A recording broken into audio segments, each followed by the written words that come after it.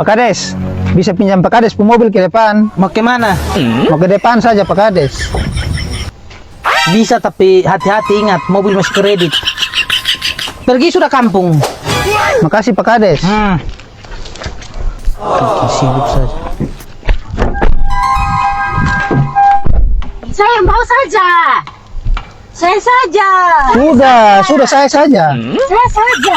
Sudah saya saja. Ayo jalan.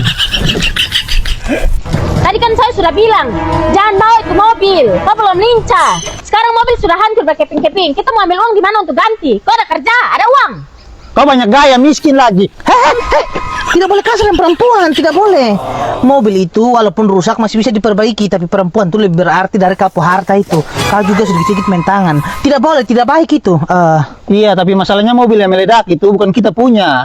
Tapi Pak Kades punya. Masa saya lagi mati dia? Perempuan gila, perempuan gila, perempuan gila. Pak Kades. Kalian buat apa sini? Pulang sana. Pak Kades, kita datang mau minta maaf dan tanggung jawab soal Pak Kades mobil yang meledak kemarin itu. Nanti kalau kita ada uang kita cicil pelan-pelan. Cicil pelan-pelan. Kalian mulut saja yang bau tai itu. Kalian saja miskin kok. Pak Kades, kita ada uang 100. Pak Kades tambah buat beli mobil baru. Saya tidak mau beli mobil baru.